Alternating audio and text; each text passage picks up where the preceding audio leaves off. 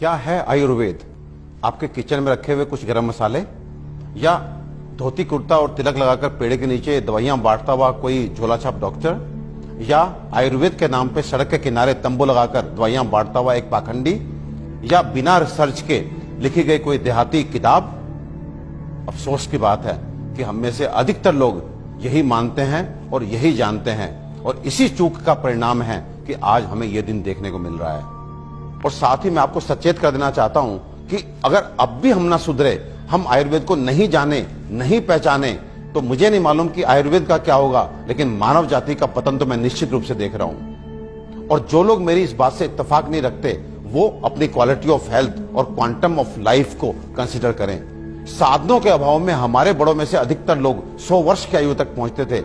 ये वो आयु है जिसकी आज हम साधन संपन्न होने के बावजूद भी कल्पना तक नहीं करते। और मैं एक बार आपसे पूछना चाहता हूं कि ये जो मॉडर्न साइंस है, ये किस तरह का इलाज कर रही है? कि आपको यदि शुगर हो गया तो आप दवाई खाइए, कब तक? जिंदगी भर। आपको ब्लड प्रेशर हो गया, आप दवाई खाइए, कब तक? जिंदगी भर। आपको थायराइड हो गया, आप दवाई खाइए, कब तक? जिंदगी भर। आपकी किडनी खराब हो गई, बदल दीजिए। आपका लिवर खराब हो गया, बदल दीजिए। आपको गांठ हो गई, गांठ डालिए।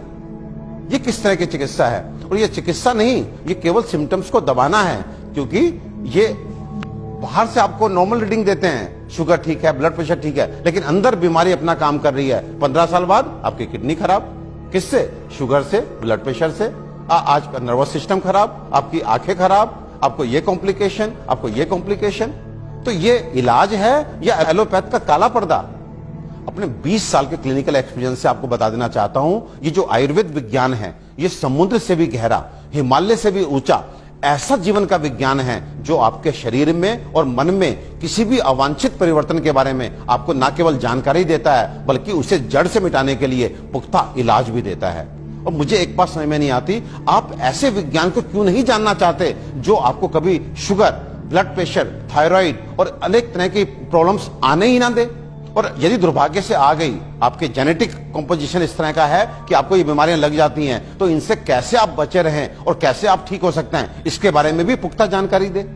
मित्रों, आयुर्वेद सबसे पहले स्वस्थ स्वास्थ्य रक्षण के लिए आपको ऋतुओं के हिसाब से आपको क्या खाना चाहिए, क्या पीना चाहिए, किस तरह की जीवनचर्या आपकी होनी चाहिए, ये सब सिखाता है। और उसके बाद अनफॉर्चुनेटली यदि आप बीमार पड़ते हैं, तो यहाँ पर लाखों दवाओं का वर्णन है, जिसमें आपकी काष्ठ औषधियां यानी कि जड़ी बूटियों से बनी औषधियां, आपके मिनरल्स यानी कि खनिजों से बनी औषधियां, रस औषधियां, इतनी सारी औषधियों का वर्णन है जो आपके उन बीमारियों के लिए भी आपको इलाज देती हैं, जिसमें आज का मॉडर्न साइंस जो है अपने हाथ खड़ा कर देता है। आज फैली किसी भी विषाणु जनित बीमारी के लिए वेंटिलेटर्स का इंतजाम मॉडर्न साइंस करता है। केवल किस लिए?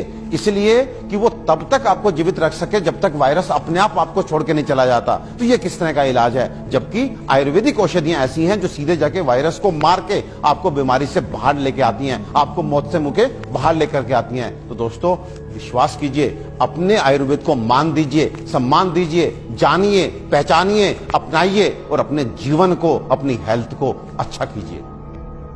आयुर्वेद का इलाज ना तो धीमा है और ना ही लंबा, बल्कि यह रोगों को जड़ से खत्म करता है। आधुनिक सर्जरी दुनिया को आयुर्वेद की ही देन है।